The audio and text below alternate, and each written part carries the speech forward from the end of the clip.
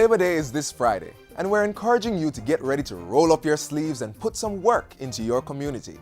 The National Labor Day Project is the climate change park in Portmore, but there are several parish projects that need you. Yes, you. So be sure to contact your local parish council office to get more information. Hello and welcome to another edition of Jamaica Magazine. I'm your host, Theodore Henry. We've got a lot lined up for you. Let's go now to Carleen Brown-Thompson at the news desk.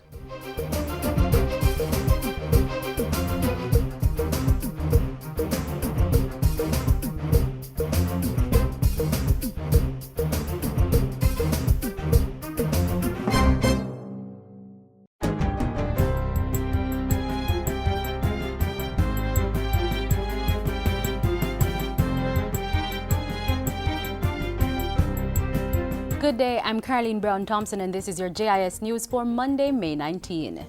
Jamaica has successfully completed all 4 tests under Year 1 of the agreement with the International Monetary Fund, IMF. Confirmation came on Friday following the IMF's review of the Jamaican economy as well as an assessment of the country's performance from January to March 2014. Overall policy implementation remains strong.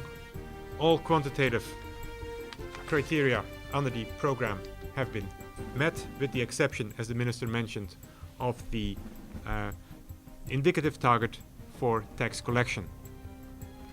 Structural reforms have also been implemented, although with a few minor delays. The Executive Board of the IMF is expected to assess the findings of the IMF mission to Jamaica later in June, and if accepted, Jamaica will get about $71 million more under the Extended Fund Facility. In the meantime, Finance Minister Dr. Peter Phillips said in going forward, more emphasis would be placed on public sector modernization and making it easier to do business. In addition, the government of Jamaica will be pursuing reforms to further strengthen the financial sector and to advance the implementation of the major catalytic growth projects such as port expansion, agri-parks, logistics hub, infrastructure development, and the like.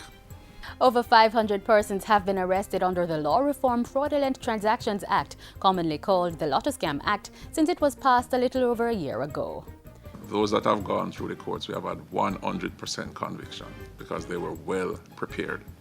The police commissioner, who gave the update during a press conference on Thursday, said the police would be just as thorough when applying the Criminal Justice Suppression of Criminal Organizations Act, or the anti-gang legislation, which was passed earlier this year. A number of persons have been arrested under the anti-gang bill, and based on investigations, charges are expected to be laid soon. And we have actually identify cases in every division, police division, where the law can immediately be applied. And we have published internally a set of criteria that officers can look for when they make certain arrests. Government will be embarking on a 5-year plan to transform the Department of Correctional Services. The project, which is being carried out in conjunction with the UK Prison Estate Consultants, is aimed at strengthening the rehabilitation system, reducing reoffending, and complying with international human rights standards. Under the program, potential sites have already been identified to build a maximum security facility, which will house between 1,500 and 2,000 inmates. In the medium term, Mr. Speaker, we will expand the facilities at Tamarind Farm and Richmond so that the high number of medium security inmates at both Tower Street and St. Catherine Adult Correctional Centers can be moved to corresponding medium security facilities and reduce overcrowding at these 2 maximum security facilities. Minister Bunting, who was speaking during his sectoral presentation to Parliament, added that a behaviour modification program would also come on stream in June 2014 for inmates with short sentences. The use of parole to reduce the prison population is also being accelerated, and the police has been given additional resources to monitor high-risk deportees. In the meantime, Commissioner of Corrections Javine Bent says the agency is working with the Ministry of Education to improve teaching quality in the 4 juvenile correctional centers. Government will be providing additional financing to landowners under Phase 2 of the Land Administration and Management Program LAMP. Through a revolving loan fund, $90 million will be made available to LAMP beneficiaries who are finding it difficult to finish paying for their land titles. Prime Minister Portia Simpson Miller gave the update last week at a ceremony to mark the 10-year extension of Phase 2 of the LAMP program. LAMP 2, which began in 2010, will be expanded to include residents in St. James, Westmoreland, St. Anne, Hanover and Trelawney. The targets under this 10-year program include updating and amending the valuation property tax roll for 100,000 parcels, delivery of certificates of compliance for 50,000 parcels, cadastral surveys for 112,000 parcels, completion of the cadastral map for St. Elizabeth, and the registration of 12,500 parcels of land across the project parishes. On Thursday, just over 200 landowners in Mandeville, St. Elizabeth and Clarendon received land titles and another 14 received certificates of compliance. 25 procurement specialists and lawyers have benefited from a 5-day training workshop as part of plans to revamp the public procurement system and boost public sector efficiency. The session was conducted from May 12 to 16 by the Management Institute for National Development in collaboration with the Office of the Cabinet and the Osgoode Hall Law School at York University in Toronto, Canada. Deputy Financial Secretary in the Public Expenditure Policy Coordination Division of the Ministry of Finance and Planning, Hope Blake, said the training was timely as the government was in the process of developing new procurement legislation. The timing is also right because we have committed to capacity building. Recently, the Cabinet approved a capacity building program that the Ministry of Finance is intended to carry out for all levels of procurement practitioners. The capacity building program will help to achieve greater levels of transparency, equity, and efficiency. And that's it for JIS News Today. I'm Caroline Brown-Thompson. Thanks for watching.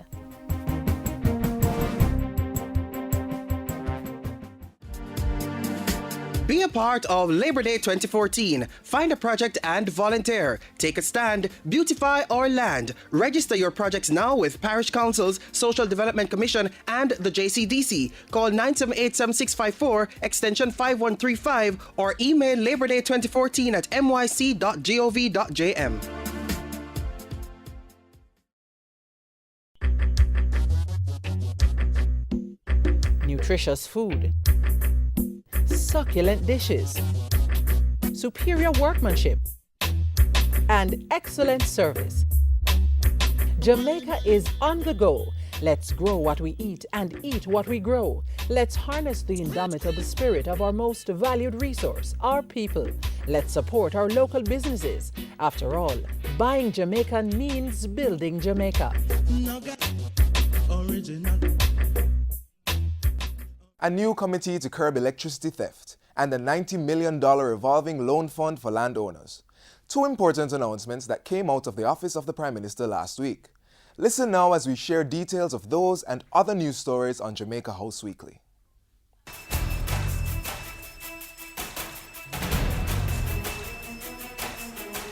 Committee established to address electricity theft, $90 million made available to LAMP beneficiaries, and stadium safety training for international certification. With this week's Jamaica House Weekly, I am Samantha Allen.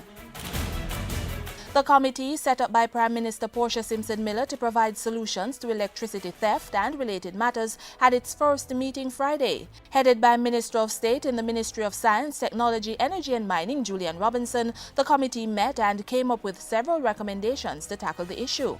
On Wednesday, Prime Minister Portia Simpson Miller established the committee, which comprises government officials and representatives from the Jamaica Public Service, JPSCO. The meeting came out of the JPSCO's decision to interrupt service to communities in which it is experiencing up to 70% electricity theft. The JPSCO later ended the restrictions following a cease and desist order from the Office of Utilities Regulation. While making it clear that the government did not support electricity theft, Mrs. Simpson Miller said the JPSCO had to find a way to deal with illegal connections without punishing legitimate customers. And in a statement from Jamaica House, the JPSCO said it regretted not having dialogue with the government prior to its decision and also apologized apologized to its paying customers who were affected by the power cuts. In a bid to give more Jamaicans access to lands, Prime Minister Portia Simpson Miller last week announced a $90 million revolving loan for LAMP beneficiaries to pay for their land titles. This will assist LAMP beneficiaries who have made partial payments on their applications for titles but who are having difficulties completing payments. Mrs. Simpson Miller also made a special appeal for reduced rates for LAMP services offered to senior citizens who she said were finding it difficult to pay for their parcels. The Prime Minister was speaking at the launch of the 10-year extension of the LAMP program in Mandeville on Thursday. Over 200 persons from Manchester, St. Elizabeth and Clarendon received the titles to their land, while another 14 received certificates of compliance to assist in the registering of their property. LAMP is still the best value for money available today for land registration services, and I urge every landowner to take advantage of it. And the Prime Minister jetted to the Turks and Caicos Islands Sunday to deliver the keynote address at the opening of the Beaches Key West Luxury Village. The hotel is under the Sandals Resorts International Limited, owned and operated by Jamaican businessman Gordon Booth Stewart. There's no question that you continue to raise the bar time and time again by delivering on your brand promise to give every guest the time of their lives, by providing an experience that is second to none. Jamaica is making good on its intent to increase the contribution of sport to national development with the commencement of a series of safety monitor training courses in preparation to host major international events. Over 80 individuals required to work at events at the National Stadium have already been benefiting from the training courses. In a statement from the Office of the Prime Minister, Minister responsible for sport, Natalie Nita Headley, says the training courses are necessary for the stadium to receive certification to host international events. And as part of new safety requirements, as of July 2014, only security companies which have completed the safety courses will be allowed to work at events at the National Stadium. Other courses are being planned, and interested companies can contact Independence Park Limited at 754-6772 or 968-9044 or email independencepark02@cwjamaica.com. Last week saw Minister with responsibility for information, Senator Sandria Faulkner, touring the Women's Centre of Jamaica Foundation with a delegation from the European Union. During the visit, the EU, through the head of the delegation, Paula Amadei, expressed interest in providing financial assistance for the work and services provided by the Women's Centre. And the courtesy room at the Office of the Prime Minister saw a bit of traffic in the past week. Mrs. Simpson Miller met with head of the World Health Organization's Framework Convention on Tobacco Control, FCTC, Dr. Haik Nikogosian. Dr. Nikogosian was on the island to discuss the implementation of the FCTC within government ministries, departments and agencies. The Prime Minister also met with a delegation from the National Assembly of Namibia to deepen relationships with the African country. And Mrs. Simpson Miller bid farewell to outgoing French Ambassador to Jamaica, Jeanette de Matha, on May 15. And that's it for this week's edition of Jamaica House Weekly. We return next week with the latest happenings coming out of the Office of the Prime Minister.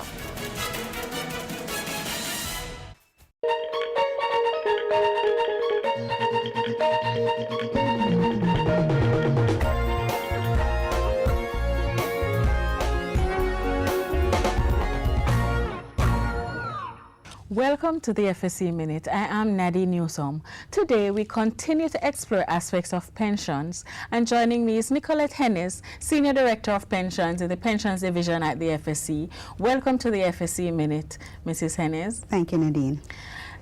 Mrs. Hennes, what should I do if, as a contributor to a pension scheme, I am not receiving information from the pension trustees as to the return on the assets invested in my pension fund? The FSC has the authority to investigate complaints which are brought to our attention. If you have concerns about the operations of your pension plan, we advise that first you try to resolve the matter internally by speaking to the trustees of the plan. If there is no resolution at that level, then the complaint should be directed to the FSC. And what would happen if I am not satisfied with the response I receive from my trustee? You are encouraged to contact the FSC if you believe that your pension assets are in jeopardy. Communication with the FSC can be done by phone, by letter, email, or fax. A letter should clearly outline the issues, and the complaint should be addressed to the Complaints Coordinator, Financial Services Commission, 39 to 43 Barbados Avenue, Kingston 5. The complaint will be acknowledged, and as soon as the matter has been reviewed, the findings will be directed back to you. Would it be possible for me to speak with anyone at the FSC as it relates to the pension legislation or any aspect of my pension fund? Yes, that is possible. Members who have queries can direct calls to the Pensions Division of the Financial Services Commission. The phone number is 906-3010. Complaints could also be directed by email to pensions@fscjamaica.org.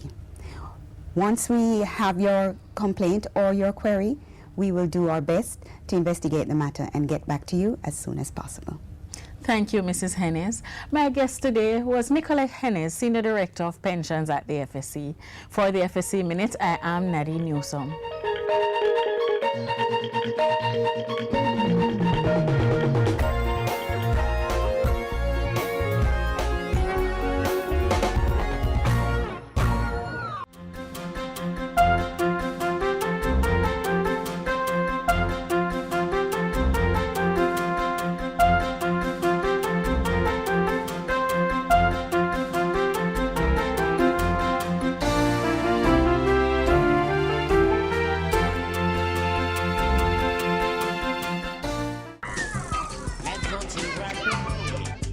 Play is very important to the development of children. It allows them to use their creativity and develop their imagination. Through play, children interact with the world around them. They learn how to work in groups, share, and resolve conflicts. They learn rules, and they learn about respecting others and waiting turns and setting their own rules and guidelines for their games. Set limits, but allow your children to play. It will help them develop the confidence and resilience needed to conquer future challenges. Take a stand. Beautify our land. That's the theme for Labor Day 2014. National Labor Day Planning Committee Chairman Delia Harris now gives us an update on activities to mark the day. Everybody must work. Adelaide, work. Everybody must work. Young or old, work harder. Everybody must. One of the most important things for us in approaching Labor Day 2014 was to, first of all, reignite the appreciation that Labor Day is the climax of Workers' Week, and that it really comes from recognition of the Jamaican labor force and the workers and their contribution to our positive development and sustainability. And so when we looked at some of the themes that could be used this year, one of the things that stood out for us was in terms of the environment and ensuring that workers are protected, and that in terms of productivity, how we approach it, climate change became a big issue for us. And so the national project looked at the climate change park, that proposed site in Portmore. And the climate change park, a little history behind it. It's a climate partnership between the Portmore municipality and the city of Hagen in Germany. And it's a partnership for climate change mitigation, adaptation, and environmental protection. And so we see it as a real symbol of the government's commitment to ensuring environmental sustainability. And we hope that recognition of the park and its activities will trigger more climate change awareness and the climate change education program. Some of the things that we hope over the 4 years is that there will be installations of an amphitheater. Activity will happen at this park. There will be an area for the indigenous animals of Portmore and so on. And so what we will be doing on Labor Day is the perimeter of the park, which is located in the town center of Portmore itself. We will be planting 100 trees, and we'll be installing approximately 9 solar floodlights, and we'll be putting in 5 park benches. We also thought that with respect to workers, we would single out the police force and the service that they provide. And if you think about Workers' Week, one of the things they'll be looking at is flexi hours and just how much productivity will affect climate change. If people are going to be working longer hours and on weekends and so on, it means that in terms of energy usage and the things that we do, we have to also bear climate change impact. And so when you tie up flexi hours, long hours, and so on, we thought of the support services, and the police force was one of them that came to mind. And so one of the things that we want to do in terms of parish projects is to go into the projects. We've identified police stations that are in need of repair. And so we will be mobilizing teams on Labor Day to go in and do the necessary changes infrastructurally and so on to the police stations. And we thought it was a great way to say to communities, let's extend a hand of friendship to the police force and vice versa, and try to shore up that kind of relationship that the police have with the people in their community. We're showing them some love because we expect them to protect and serve. Even though we have outlined these parish projects and the national project, it doesn't negate communities from doing what they feel is necessary for their community. And so if you want to beautify your area, bearing climate change adaptation as a priority, we encourage that as well. So we just want every single person to come out on Labor Day, identify a project and be a part of it, and see how together we can take a stand to beautify this place that we call our home.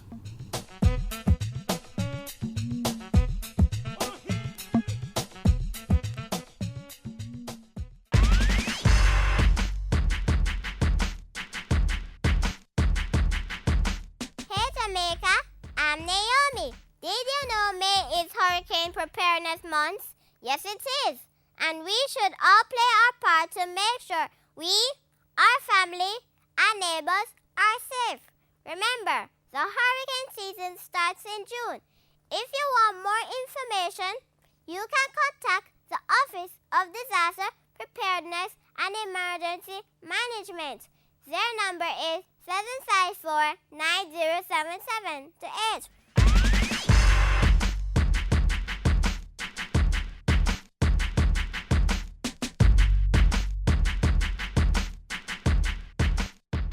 Most of us have experienced a hurricane or two in our lifetime.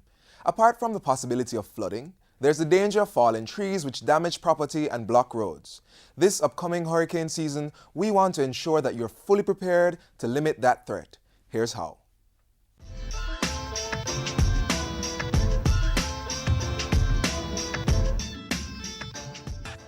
Pruning will not only save the trees from wind damage, it improves production and makes harvesting much easier.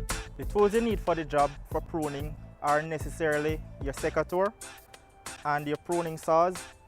Other mechanical tools might include your telescopic pole pruners, like what we have here. This pole pruner has the ability to extend to approximately 13 feet. Before you cut the tree, one of the things you need to do is to assess the whole tree. Walk around the tree, look at it. If I cut this branch, how will it affect the growth on that side? If I cut over here, where the branch will fall. Once you've established your reasons for pruning, which may be numerous, it's time to cut away those excess or unwanted parts of the tree. This tree is approximately 25 feet tall, and it's too tall. Whenever the tree is too tall, it will serve as a barrier or a resistance to the wind during the storm.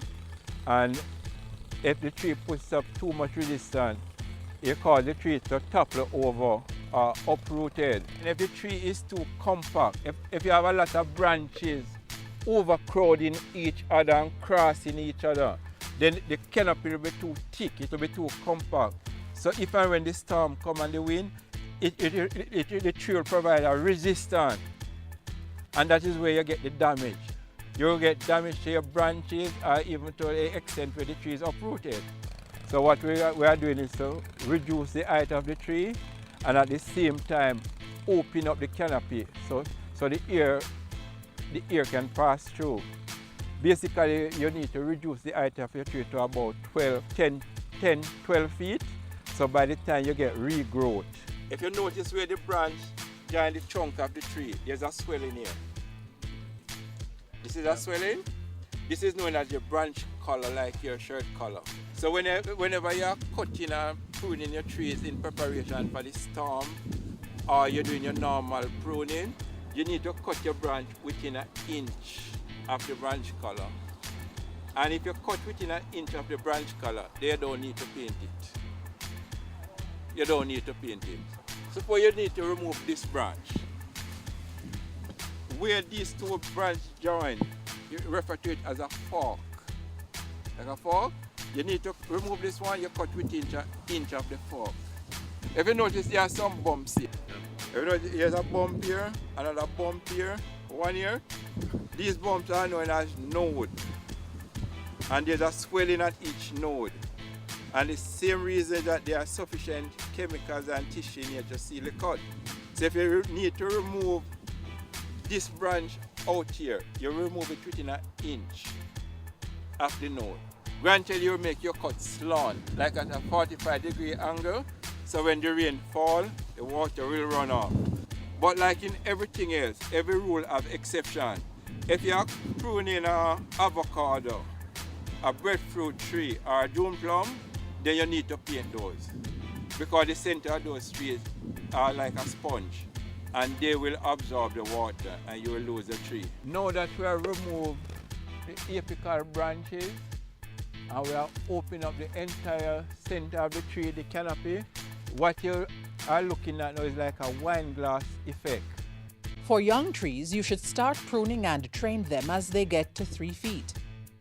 Ensure your branches are spreading laterally and not vertically, and to keep your fruit tree at a maximum height of no more than 15 feet. Grow well. Until next time, take care.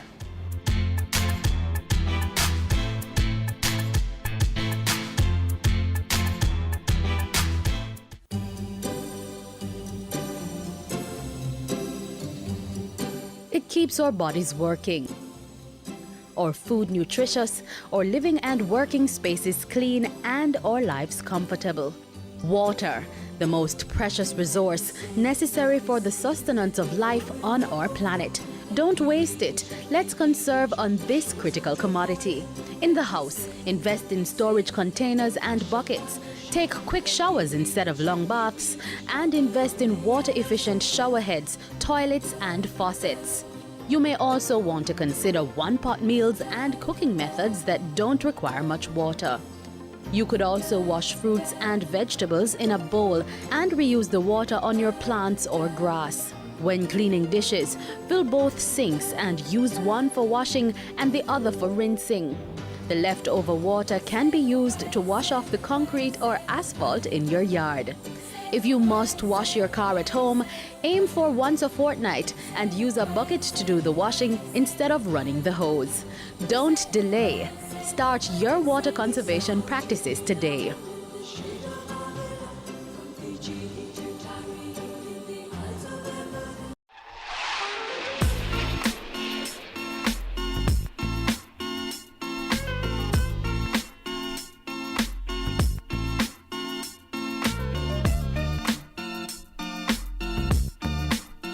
And this is where we end our information sharing, but only for today. The magazine returns tomorrow, same time, same station. Did you miss aspects of today's magazine program? Not to worry, find this and other shows on our website, jis.gov.jm. We maintain a strong presence on social media, so be sure to keep in touch. On behalf of the entire team here at JIS, I'm Theodore Henry, reminding you to take a stand, beautify our land this Labor Day.